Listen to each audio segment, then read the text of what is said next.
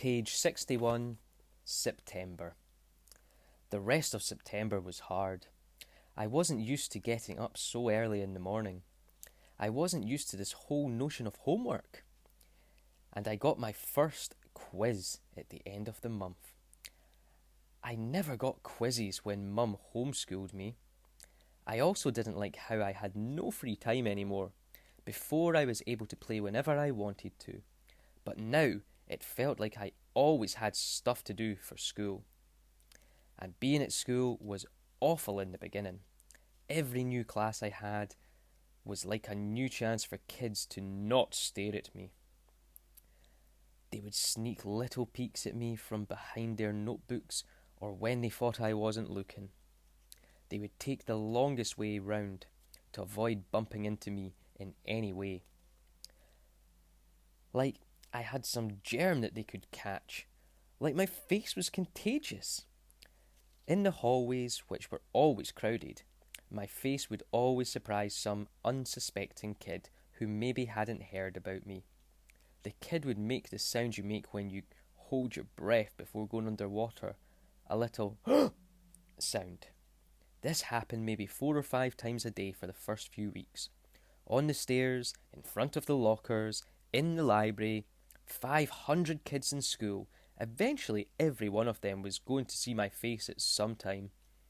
And I knew after the first couple of days that word had gotten around about me. Because every once in a while I'd catch a kid elbowing his friend as they passed me, or talking behind their hands as I walked by them. I can only imagine what they were saying about me. Actually, I prefer not to even try to imagine it.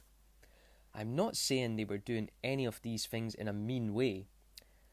By the way, not once did any kid laugh or make noises or do anything like that. They were just being normal, dumb kids. I know that. I kind of wanted to tell them that. Like, it's okay. I know I'm weird looking. Take a look. I don't bite. Hey, the truth is, if a Wookiee started going to school, all of a sudden I'd be curious. I'd probably stare a bit. And if I was walking with Jack or Summer, I'd probably whisper to them, "Hey, there's a Wookiee." And if the Wookiee caught me saying that, he'd know I wasn't trying to be mean. I was just pointing out the fact that he's a Wookiee. It took about 1 week for the kids in my class to get used to my face. These were the kids I'd see every day in all my classes. It took about 2 weeks for the rest of the school in my grade to get used to my face. These were the kids I'd seen in the cafeteria, out at yard time, PE, music, library, and computer class. It took about a month for the rest of the kids in the entire school to get used to it. These were the kids in all the other grades. They were big kids, some of them. Some of them had crazy haircuts. Some of them had earrings in their noses. Some even had pimples. However, none of them looked like me. Page 63, Jack Will. I hung out with Jack in homeroom. English, history, computer studies, music and science, which were all the classes we had together. The teachers assigned seats in every class, and I ended up sitting next to Jack in every single class. So I figured either the teachers were told to put me and Jack together, or it was totally an incredible coincidence. I walked to the classes with Jack too. I know he noticed the kids staring at me, but he pretended not to notice. One time though, on our way to history, this huge 8th grader who was zooming down the stairs 2 steps at a time accidentally bumped into us at the bottom of the stairs and knocked me down. As the guy helped me stand up, he got a look at my face, and without even meaning to, he just said, "Whoa!" and then patted me on the shoulder like he was dusting me off, and took off after his friends. For some reason, me and Jack started cracking up. "That guy made the funniest face," said Jack as we sat down at our desks. "I know, right?" I said. "He was like, whoa!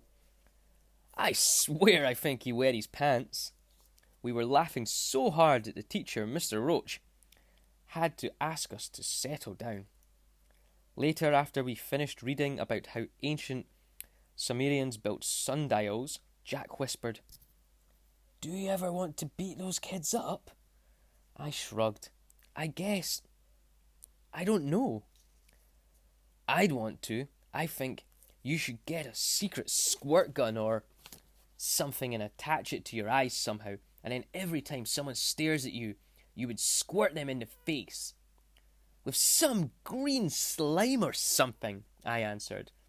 No, with slug juice mixed with dog pee. Yeah, I said, completely agreeing. "Guys," said Mr. Roach from across the room, "people are still reading?" We nodded and looked down at our books. Then Jack whispered, "Are you always going to look this way, August? I mean, can't you get plastic surgery or something?" I smiled and pointed to my face. "Hello?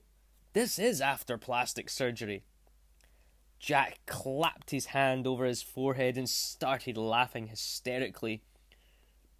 "Dude, you should sue your doctor," he answered between giggles. This time the two of us were laughing so much we couldn't stop, even after Mr. Roach came over and made us both switch chairs with the kids next to us. Page 65. Mr. Brown's October Precept. Mr. Brown's precept for October was, "Your deeds are monuments." He told us that this was written on a tombstone of some Egyptian guy that died thousands of years ago. Since we were just about to start studying ancient Egypt and history, Mr. Brown thought that this was a good choice for a precept. Our homework assignment was to write a paragraph about what we thought the precept meant, or how we felt about it. This is what I wrote. "This precept means that we should be remembered for the things we do. The things we do are most important things of all. They are more important than what we say or what we look like. The things we do outlast our morality. The things we do are like monuments that people build to honour heroes after they've died. They are like the pyramids that the Egyptians built to honour the pharaohs. Only instead of being made out of stone, they are made out of memories people have of you. That's why your deeds are like your monuments, built with memories instead of with stone."